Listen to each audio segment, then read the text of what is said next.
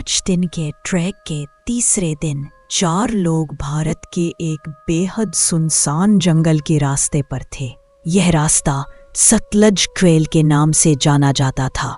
हिमाचल के गहरे हिस्से में शहर के शोर से दूर होकर पाइन के पेड़ों की खुशबू में सांस लेना और कुछ दिनों के लिए डिजिटल जिंदगी भूल जाना, यही उनका प्लान था। समूह में 4 लोग थे। लवेश, जो पूरे ट्रैक का प्लान बनाने वाला, मैप और गाइड का काम करने वाला। उसका बचपन का दोस्त भूपेन, भारी शरीर वाला जिसकी हंसी घाटियों में गूंजती थी। लवेश की गर्लफ्रेंड संध्या, शांत मगर मजबूत इरादों वाली। और चौथा आदित्य, जो सबसे नया था और बस साथ चलने की कोशिश कर रहा था। सुबह तक सब कुछ सामान्य था। भूपेन बैग के वजन की शिकायत कर रहा था, लवेश उसकी चाल ठीक करने को कह रहा था और संध्या सूरज की रोशनी में जंगल के पत्तों के बीच छनती हरी रोशनी देखकर खुश हो रही थी। सब हंसते खिलखिलाते चल रहे थे। फिर धीरे धीरे कुछ बदला। ना कोई अचानक तूफान आया, ना ठंडी हवा, बस आवाजें गायब होने लगी। पहले चिड़ियों की चहचहाहट रुकी, फिर पत्तों की सरसराहट, फिर कीड़ों की भनभनाहट, जैसे किसी ने पूरे जंगल पर एक मोटा, आवाज सोखने वाला कंबल डाल दिया हो। 20 मिनट तक चलते रहने के बाद लवेश ने हाथ उठाकर सबको रोका। सुन रहे हो? उसने फुसफुसाया। क्या सुनना है? भूपेन ने ऊंची आवाज में कहा। यही तो कुछ भी नहीं, संध्या ने कहा, लेकिन उसकी आंखें अब डरने लगी थी। लवेश ने मैप निकाला। माथे पर शिकन थी। मैप के हिसाब से यहाँ पास में ही एक नाला होना चाहिए, पानी की आवाज आनी चाहिए। सबने कान लगाए। कुछ नहीं, लगता है कोई मोड़ छूट गया है, लवेश ने बुदबुदाया। हम नीचे की तरफ उतरेंगे तो नाला मिल जाएगा, वहीं से ट्रेल पकड़ लेंगे। असल रास्ता सुरक्षा था, जाना पहचाना, लेकिन वे पहले ही ट्रेल से उतर चुके थे। ढलान बहुत खड़ी थी, पेड़ों की जड़ें बाहर निकली हुई और नीचे की मिट्टी ढीली। पेड़ आपस में ऐसे गुथे थे जैसे हड्डियों वाली उंगलियां हो। हवा भारी और ठंडी हो गई। मिट्टी की गंध के साथ एक हल्की सी सड़ी मीठी महक भी आने लगी। यही उन्हें वो रास्ता मिला।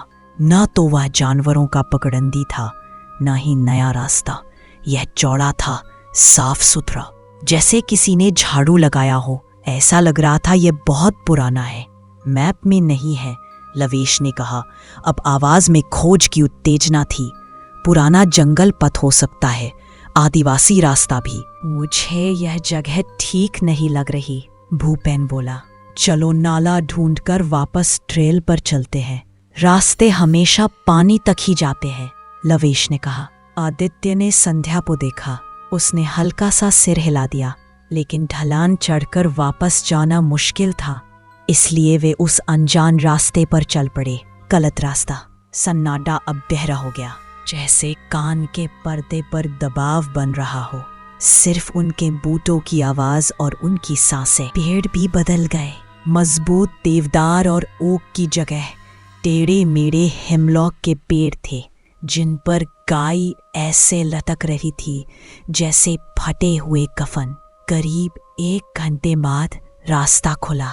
एक छोटी सी खुली जगह थी। बीच में एक विशाल प्राचीन चिनार का पेड़ खड़ा था।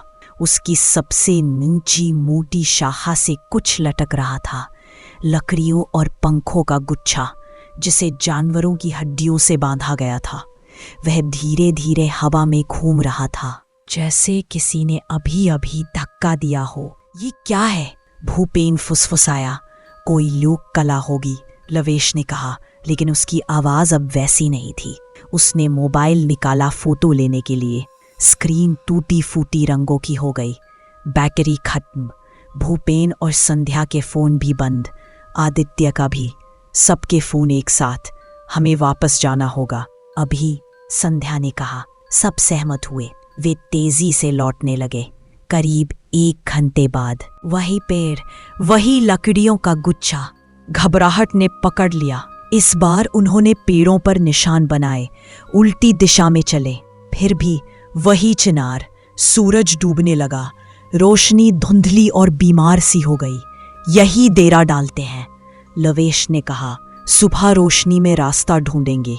भूपेन लकड़ियां लेने किनारे गया तो उसमें पुकारा, इधर आओ। वहां एक बड़ा पत्थर था। उसके पास छोटे छोटे पत्थर एक ढेर में जमाए गए थे। बीच में एक पुरानी चमड़े की डायरी। लवेश ने सावधानी से खोली। लिखावट तेज, घबराई हुई। तारीखें 3 साल पुरानी। उसमें लिखा था 12 अगस्त, दिन भर बारिश, एक अजीब रास्ता मिला, कल देखूंगा। 13 अगस्त, रास्ता बार बार उसी पेड़ तक ले आता है, हड्डियों वाली चीज सड़ रही है। रात को पत्थरों के रगड़ने जैसी आवाज सुनी। 14 अगस्त, कोई मुझे देख रहा है, वह आवाजें नकल करता है। रात को उसने मेरी माँ की आवाज में मेरा नाम लिया। मेरा सामान काम नहीं कर रहा, आग के पास लिख रहा हूँ, बहुत ठंड है। उसमें आगे लिखा था 15 अगस्त। आज उसे देखा, बहुत लंबा, पेड़ की छाल जैसा बदन, जोड़ों का अजीब मोड़, चेहरा बिना आंखों के, बस चिकना। वह हंसता है, पत्थर रगड़ने जैसी आवाज में। वह खाने के लिए नहीं रखता, बस रखता है। डायरी बंद हो गई। चारों चुप। अब यह सिर्फ सिद्धांत नहीं था, यह हकीकत थी। वे सिर्फ खोए नहीं थे, शिकार थे। रात हो चुकी थी। उन्होंने आग जलाई और घेरा बनाकर बैठ गए। चारों तरफ खूब अंधेरा। लंबे समय तक सिर्फ आग की चटक और दिल की धड़कनें थी। फिर चर, एक कदम, आग की रोशनी से बाहर, भारी, धीमा, सब जम गए। कोई है? लवेश ने कांपते स्वर में पुकारा। फिर बाई तरफ अंधेरे से आवाज आई, भूपेन की आवाज, बिल्कुल वही, लेकिन सुर सपाट, बिना गर्माहट के। भूपेन का चेहरा डर से सफेद। आ जाओ, मैं डर गई हूं। अब वही आवाज संध्या की थी। संध्या ने आदित्य का हाथ पकड़ लिया। फिर पत्थर रगड़ने की घिसियाती, हंसती आवाज। वह चीज खेल रही थी, उनकी आवाजें नकल करके, उनकी कमजोरी ढूंढकर। सुबह की हल्की रोशनी आई, लेकिन डर कम नहीं हुआ। और तभी उन्होंने उसे देखा। चिनार के पेड़ के नीचे एक आदमी बैठा था। पुराने ट्रेकिंग कपड़े, ऊपर काई की परत, मोम जैसा पीला चेहरा, मुंह खुला, बिना आवाज चीखता हुआ। वही डायरी वाला अलेक्स। उसकी आंखें गायब थी, उनमें छोटे छोटे सफेद मशरूम उगाए थे। अब सब टूट गया। वे भागे, रास्ता भूलकर, दिशा भूलकर, बस भागते रहे। 2 दिन बाद संध्या ने पेड़ की छाल पर ताजा उकेरी गई एक आकृति देखी। एक आदमी की, लंबा सा, बहुत लंबे हाथ पाव, बिना चेहरे के। वही चीज, वह उन्हें सिर्फ रोक नहीं रही थी, चिन्हित कर रही थी। आखिरकार उन्हें एक सड़क मिली। एक वन रक्षक ने उन्हें अर्धमृत अवस्था में पाया। उन्होंने आधी अधूरी कहानी सुनाई। जंगल में खो गए, जानवरों का हमला। रेंजर ने उन्हें पानी और कंबल दिए और फाइल में दुर्घटना लिख दी। लेकिन सच उन्होंने किसी को नहीं बताया। कोई यकीन नहीं करता। अब वे शहर में हैं।